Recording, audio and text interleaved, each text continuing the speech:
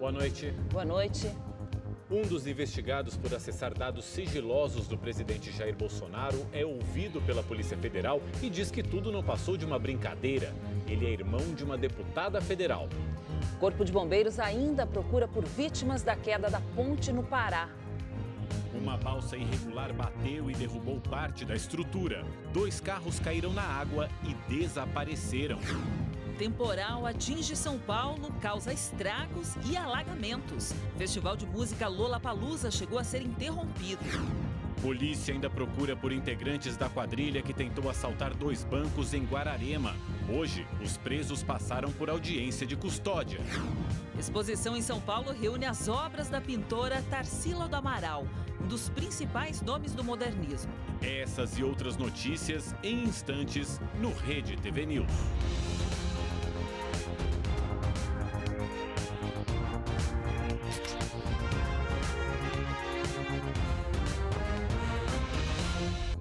Um dos funcionários da Receita Federal que são investigados por acessarem dados do presidente Jair Bolsonaro é irmão da deputada federal Norma Ayubi, do Democratas do Espírito Santo. Ele foi ouvido pela Polícia Federal e liberado. A Receita Federal já havia aberto sindicância para apurar por que 2 funcionários do órgão acessaram informações fiscais do presidente Jair Bolsonaro e de integrantes da família dele. Em nota, informou que a sindicância concluiu que não houve motivação legal para o ato e que, portanto, notificou a Polícia Federal visando apurar a responsabilidade funcional dos envolvidos. Numa rede social, o presidente escreveu: desde o início do ano passado, 2 funcionários da Receita acessaram ilegalmente informações fiscais de minha pessoa e familiares. Procuravam algo para vazar e me incriminar por ocasião da eleição. Sindicância da Receita concluiu não haver legalidade para o acesso e notificou a PF. Os 2 servidores da Receita investigados tiveram os computadores apreendidos pela Polícia Federal em Campinas, no interior de São Paulo, e em Cachoeiro do Itapemirim, no Espírito Santo. O inquérito vai apurar se houve abuso de autoridade, quebra de sigilo funcional e crime contra a segurança nacional. Eles podem ser demitidos e até presos. A Receita não divulgou os nomes dos investigados, mas a identidade de um deles, Odilon Alves Filho, veio à tona. Ele é irmão da deputada Norma Ayubi, do DEM do Espírito Santo. Odilon foi ouvido pela Polícia Federal ontem e liberado. Em nota, a parlamentar comunicou que solicitará uma audiência com o ministro da Justiça, Sérgio Moro, a fim de esclarecer os atos praticados pelo irmão. Ressalta que ele já prestou depoimentos às autoridades, informando que acessou os dados do presidente Jair Bolsonaro por mera curiosidade. Segundo a defesa de Odilon Alves Filho, o servidor não agiu de má fé. Ele teria entrado num sistema da Receita que não dá acesso à situação fiscal e nem ao imposto de renda do contribuinte, mas somente a dados como nome, idade e endereço. A defesa alega que não houve vazamento de informação e que o caso aconteceu em outubro, quando Bolsonaro ainda não era presidente.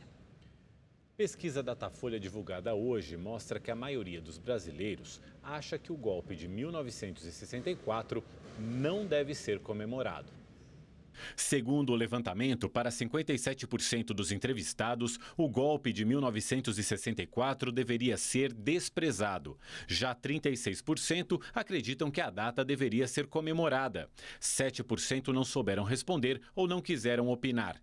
2.086 pessoas foram entrevistadas entre terça e quarta-feira em 130 municípios brasileiros. A polêmica sobre celebrar o aniversário de 55 anos do golpe no dia 31 de março começou depois que o presidente Jair Bolsonaro determinou a rememoração da data em quartéis. A Prefeitura de São Paulo recebeu de 2 construtoras um terreno de 24 mil metros quadrados numa das áreas mais valorizadas da cidade. E é lá que vai ser implantado o Parque Augusta, resultado de uma luta antiga dos moradores da região. Um parque bem perto de casa para o menino jogar bola, para passear com o cachorro ou para ficar apenas em contato com o verde. Isso bem na área central de São Paulo. Autoridades, comunidade, todo mundo apareceu porque agora é oficial. A escritura e o terreno do futuro Parque Augusta passam da iniciativa privada para a Prefeitura de São Paulo. cidade se mobilizou para conseguir assinar esse termo que agora passa a propriedade para a Prefeitura de São Paulo e que agora, no ano que vem, nós vamos poder aqui abrir para que as pessoas possam frequentar como um parque municipal. Amanhã é meu aniversário, mas acho que esse é o presente da cidade de São Paulo.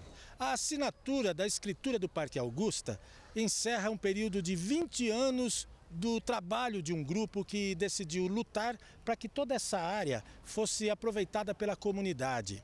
Assim como hoje, essa luta também começou com uma assinatura. Foi a advogada Célia Marcondes quem deu os primeiros passos. Fiz o abaixo-assinado, quando eu vi tinha 1.000, 2.000, 5.000 assinaturas, aquela época sem redes sociais, portanto tudo escrito, tudo no papel.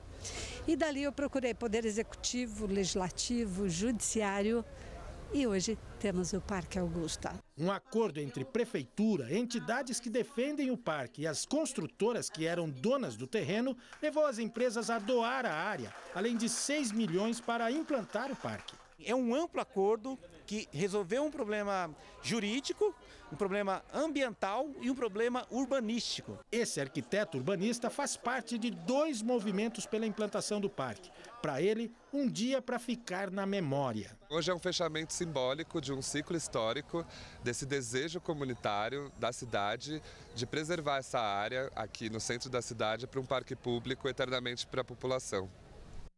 Ainda falando sobre áreas verdes e de lazer, o governador de São Paulo, João Dória, do PSDB, anunciou hoje o plano para conceder à iniciativa privada 3 parques da capital paulista. A intenção é conceder por um período de 35 anos o Zoológico, o Zoo Safari e o Jardim Botânico, todos localizados na zona sul de São Paulo. Segundo o governo, os parques causam um déficit anual de 4 milhões de reais aos cofres públicos. A economia para o Estado, nestas ações, ela não se dá apenas na economia financeira, estamos falando de uma gestão em 16 milhões de reais, mas no investimento que será feito no aprimoramento dos 2 parques que a modelagem vai indicar. O projeto de lei para liberar a concessão foi enviado para a Assembleia Legislativa e o edital deve ser publicado em fevereiro de 2020. O Zoo de São Paulo é o maior da América Latina. Segundo o governo, a parte de pesquisas com plantas e animais ficará sob a gestão do Estado, com incentivo da iniciativa privada. Apontado como um dos grandes inimigos do meio ambiente, o canudo de plástico está com os dias contados em várias cidades do país e do mundo. São Paulo deve ser a próxima a banir o produto. Você já parou para pensar quantos canudos já usou em sua vida e para onde vão depois disso? Você sabe quanto tempo demora um canudo de plástico para se decompor? Não sei, mas é muito tempo. Quanto tempo você imagina? 50 anos. 450 anos a estimativa. Você está brincando. Difícil de acreditar, não é mesmo? Ainda mais quando paramos para pensar que a vida útil deles é de no máximo 10 minutos. Aparentemente inofensivos, os canudos de plástico são um dos grandes responsáveis pela poluição do planeta. Representam 4% de todo o lixo plástico encontrado no mundo e foi o 7º item mais coletado nos oceanos no ano passado. Se ele for atirado de qualquer forma no meio ambiente e chegar até rios, mares, vai causar o problema da poluição dos oceanos, que é um problema grave que nós temos hoje. Então, é muito importante que o consumidor tenha responsabilidade quando efetivamente o uso dele for indispensável por questões as mais variadas. Mesmo sendo descartado em lixeiras e levado para aterros, o canudinho pode escapar pela ação do vento e ser carregado pela chuva para mares e rios. Estima-se que 90% das espécies marinhas tenham ingerido produtos de plástico em algum momento. A guerra contra o produto ganhou força em 2015, depois que o vídeo de uma tartaruga viralizou na internet. Ela tinha um canudinho entalado em suas narinas. Para pôr um ponto final nessa história, várias cidades do Brasil e do mundo estão tirando o vilão de circulação. São Paulo deve ser a próxima. A Câmara dos Vereadores aprovou em fevereiro um projeto de lei que proíbe o fornecimento de canudos de plástico na cidade. Caso seja sancionado, a multa por descumprimento será de até R$8.000. Enquanto o projeto de lei que proíbe o fornecimento de canudos de plástico em São Paulo não é aprovado em definitivo, muitas pessoas já estão optando por canudos portáteis como esse, em aço inox. Depois de usar, basta lavar e está pronto para a próxima. Ou, se você preferir, pode utilizar copos portáteis de plástico. A escolha é sua. O que vale é ajudar a salvar o planeta. Esse bar em São Paulo adotou os canudos de macarrão. Os frequentadores aprovaram. O canudinho é legal, um canudinho de... não muda nada no sabor do drink nem nada, fica legal. Eu acho que todo mundo devia seguir esse. A aceitação foi tão legal para o público e preserva a natureza também. Este outro começou a usar os canudos biodegradáveis, mas a mudança de hábito já é visível. Tem clientes que já nem pedem mais o canudo. Agora, quando pedem, a gente leva.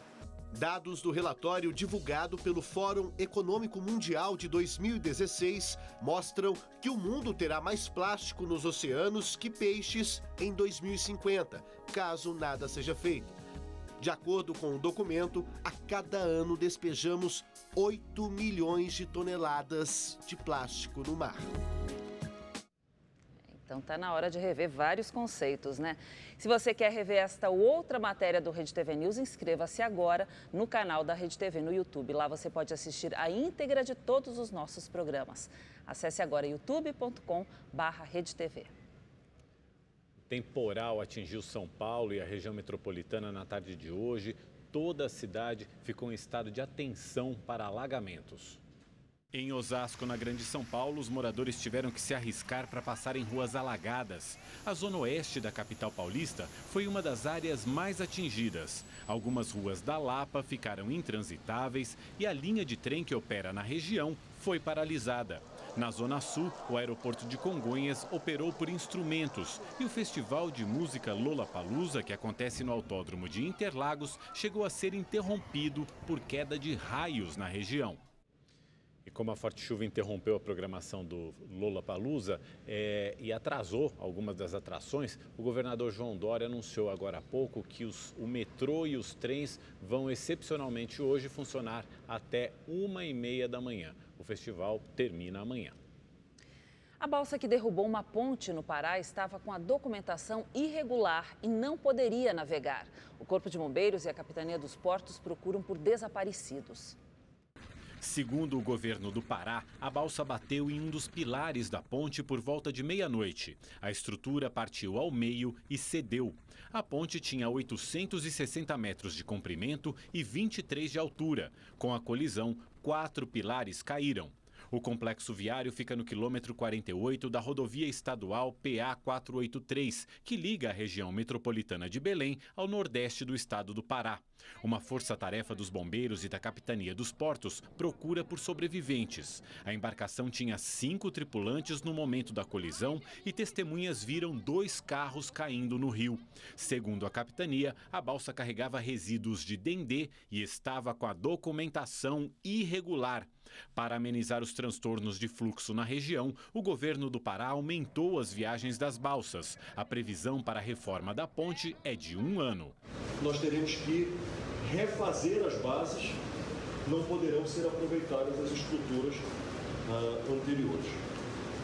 Nós estamos estimativa, por favor, em algo perto de 100 milhões de reais, o volume de recursos necessários para a reconstrução da ponte. Segundo informações do governo do Pará, a ponte já estava em reparos havia 2 meses por constantes choques de embarcações.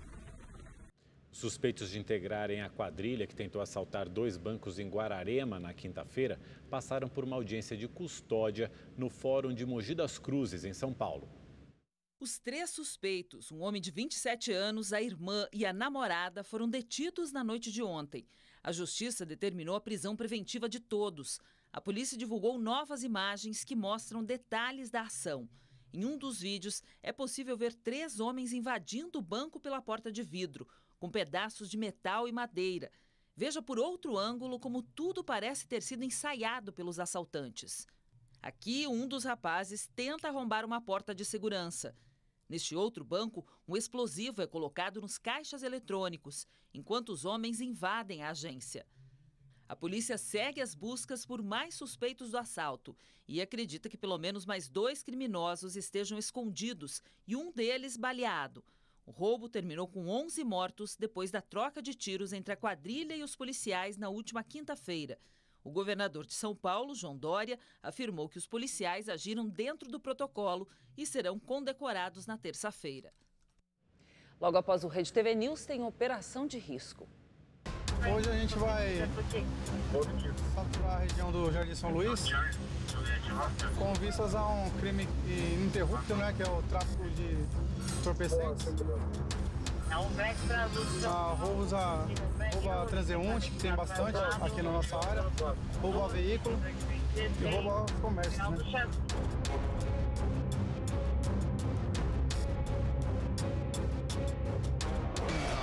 Entra correndo para dentro de um terreno com casas quando percebe a chegada da viatura. Mas rapidamente ele é localizado. Tá fazendo o que ele chama lá e que a gente vai lá social. Qual é o nome do seu amigo? Ele mora aí? Mora. Tem certeza? Tenho, senhor. O rapaz ali acabou de falar que ele não mora aí? Não, ele não, é que eu confundi. Põe a mão para trás. Detalhes dessa operação você acompanha no Operação de Risco, que começa logo após o Rede TV News. A polícia prendeu um menor suspeito de cometer roubos em Nova Iguaçu, na Baixada Fluminense. Imagens de câmeras de segurança mostram bandidos assaltando um motorista no dia 30 de março. Por não ter uma das pernas, o criminoso ficou conhecido nas redes sociais. Segundo a polícia, ontem ele participava de mais um roubo quando trocou tiros com os agentes e ficou ferido. Ele foi apreendido e levado sob custódia para o hospital. A polícia do Rio de Janeiro recuperou uma carga com quase 15 mil frascos de vacinas que havia sido roubada ontem. A maioria garantia imunização contra a gripe. As caixas com material foram encontradas em uma comunidade da Zona Oeste. Em Ipuiuna, no interior de Minas Gerais, 3 criminosos foram presos, um morreu. Essas imagens mostram um dos bandidos ferido, aguardando a chegada de uma ambulância. Segundo a investigação, o trio assaltou um fazendeiro da região ontem à noite. A vítima foi agredida, amarrada, mas mesmo assim conseguiu acionar a PM. Segundo a polícia, houve uma troca de tiros. Um bandido morreu e os outros passaram a noite escondidos, mas foram localizados e presos. Com a dupla, a polícia recuperou dinheiro e um carro roubado. Em mais um dia de manifestações a favor e contra Nicolás Maduro, 2 deputados opositores foram detidos pelas forças de segurança na Venezuela. Os detalhes com a repórter Luciana Tadeu. Milhares de venezuelanos protestaram na capital Caracas e em outras cidades do país em atos convocados pelo líder opositor Juan Guaidó contra os cortes de luz que afetam o país desde o mês passado. Em Maracaibo, capital do estado de Zulia, um dos mais afetados pelos apagões, houve repressão. Nestas imagens, é possível ver a deputada Nora Bracho pedindo que as forças de segurança parem de reprimir. Mas ela e outro deputado opositor, Renzo Prieto, acabaram detidos. Pouco depois, os parlamentares foram liberados. Bracho disse ter sido arrastada, insultada e ameaçada. Uma forma arbitrária, violenta, grosseira, de verdade. Em Caracas, Juan Guaidó, que em janeiro se autoproclamou o presidente interino, afirmou que manifestantes saíram às ruas em 358 pontos do país. Ele voltou a pedir organização e que a população mantenha a pressão nas ruas até que Maduro deixe o poder. E nada nos vai detener hasta lograrlo. Em resposta, o chavismo também marchou em Caracas. Maduro, que diz que os apagões do último mês foram resultado de terrorismo, afirmou hoje que foram descobertas no Chile e na Colômbia novas fontes de atentados contra o sistema elétrico venezuelano. Segundo ele, os ataques cibernéticos têm apoio dos Estados Unidos. Luciana Tadeu, de Buenos Aires, para o Rede TV News. A França pediu ao Japão respeito aos direitos legais do executivo Carlos Ghosn. O brasileiro também tem cidadania francesa e solicitou ajuda ao governo do país.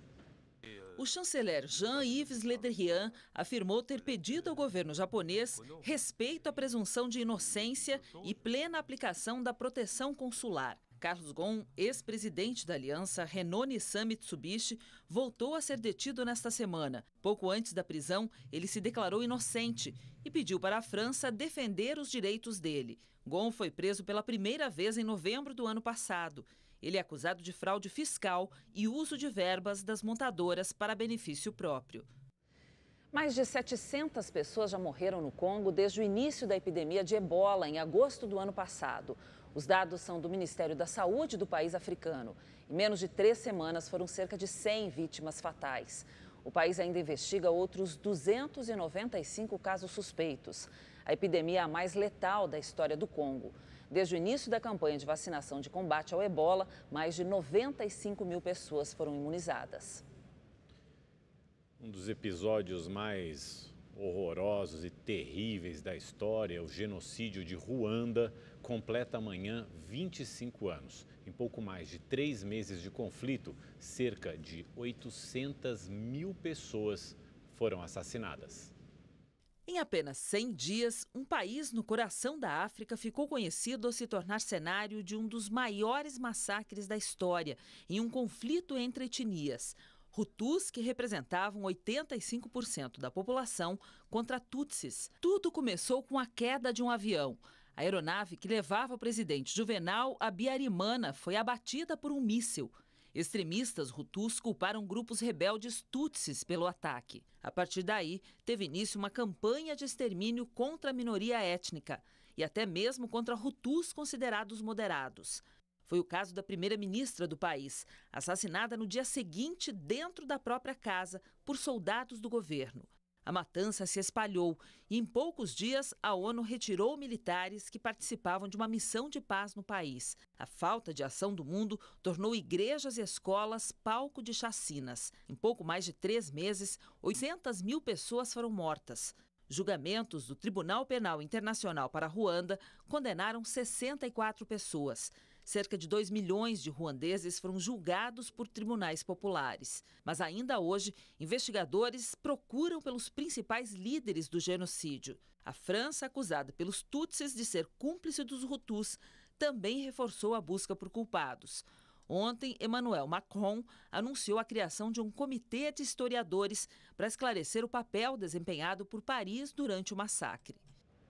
Começou em São Paulo a exposição Tarsila Popular, que reúne obras de uma das principais pintoras do modernismo no Brasil. O público vai poder conferir um dos quadros mais valiosos da arte brasileira, o Abapuru. Há 2 anos, o pequeno Paulo sonhava com esse momento. Fã de carteirinha da obra de Tarsila do Amaral desde que estudou sobre artista na escola, ele não via a hora de poder admirar Abapuru assim, bem de perto. Se ela não viesse para cá, eu queria ir lá para onde que os quadros ficassem, em qualquer exposição. Estávamos programando ir para Buenos Aires quando soubemos, através do sobrinho da Tarsila, um sobrinho neto, o Heitor, que ela viria aqui para o MASP. Depois de percorrer museus importantes em Chicago e Nova York, o trabalho da modernista finalmente volta para casa. Logo na entrada, somos recepcionados pela obra A Negra. Caminhando pela exposição, somos surpreendidos a todo tempo por telas icônicas, como Operários, Antropofagia, O Pescador, que está pela primeira vez no Brasil, Estrada de Ferro Central do Brasil e, no último ambiente, fechando com chave de ouro, o quadro mais valioso da arte brasileira, Abapuru. Essa é a primeira vez que o MASP expõe o Abapuru. A obra faz parte do acervo de um museu lá de Buenos Aires, normalmente eleita como a favorita até julho. A Abapuru vai estar aqui, ó, do ladinho da gente. Ela, como eu falei, ela queria ser a pintora do Brasil. Então, a gente vai ver o colorido, as paisagens, as coisas singelas do nosso país, o povo brasileiro. A exposição Tarsila Popular já foi aprovada pelo público mais exigente, o infantil. Muito legal. Por quê? Porque eu gosto muito de desenhar e pintar. Eu sempre tento valorizar isso, porque eu gosto muito de arte e eu sempre tento, e as escolas que elas estudam também valorizam bastante, então eu sempre tento que elas gostem.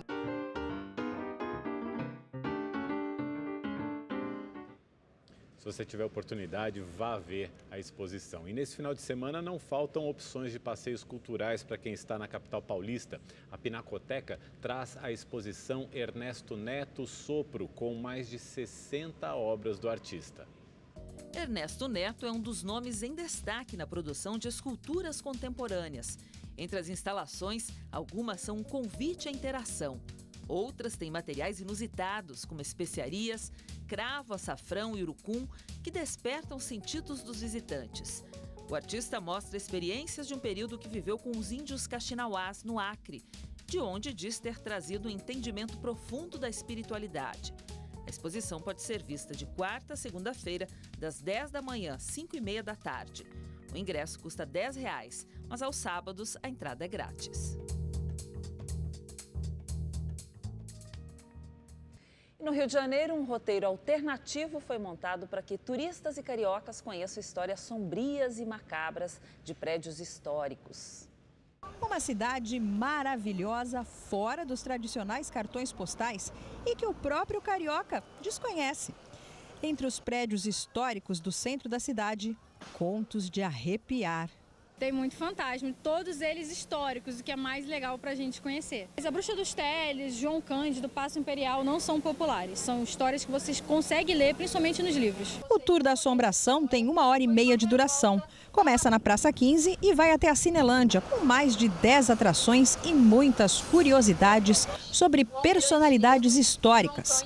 Um dos destaques é a Bruxa do Teles, história real de Bárbara dos Prazeres, que vagava pelas ruas do século XVIII em busca de crianças.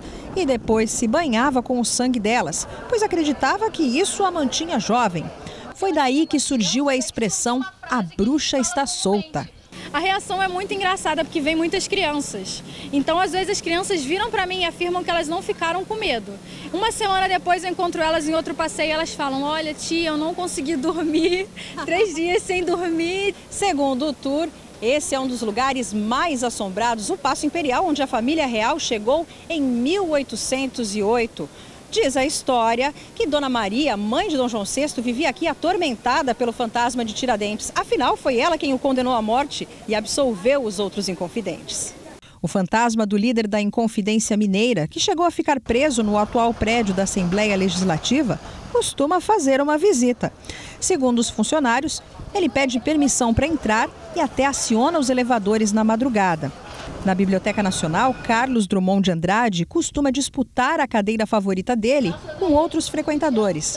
Além de mostrar peculiaridades históricas quase esquecidas, a ideia é que o público passe a ter um novo olhar para o centro do Rio. O medo eu não fiquei, mas fiquei assim, né, desde a época antiga, né, a cultura das pessoas, a bruxaria, né, o mal existe, né, desde o início dos séculos. Isso é meio chocante, né, que a gente olha os prédios antigos e não imagina o que passou por trás, né, por trás dos bastidores. Aí isso é meio chocante. Não são só os fantasmas que botam medo na gente em alguns prédios públicos lá do Rio de Janeiro, não, viu?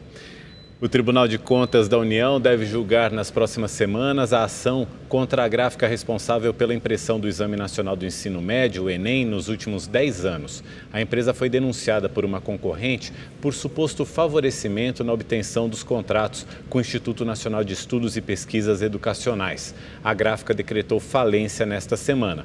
As provas do Enem serão nos dias 3 e 11 de novembro.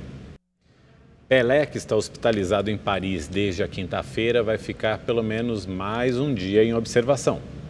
O rei do futebol segue no hospital tratando uma infecção urinária. De acordo com a assessoria do ex-jogador, ele já teve uma evolução no quadro clínico e ficará mais uma noite internado apenas por cautela.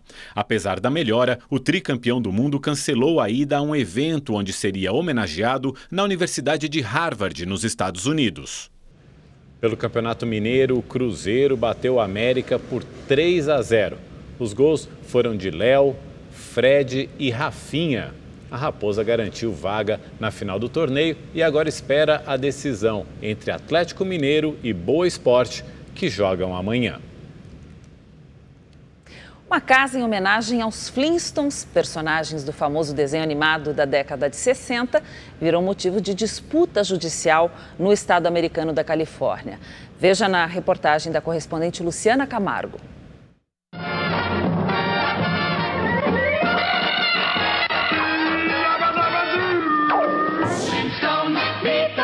Um letreiro enorme com o famoso grito de guerra de Fred Flintstone dá as boas-vindas aos visitantes desta casa colorida, com mais de 800 metros quadrados na cidade de Hillsborough. Ela foi construída há 43 anos em homenagem aos personagens do desenho animado. Agora está sendo objeto de uma batalha judicial entre as autoridades locais e a dona, a milionária de 84 anos, Florence Fang. Ela comprou em junho de 2017 e começou a transformar a casa em sua fantasia, em seu sonho.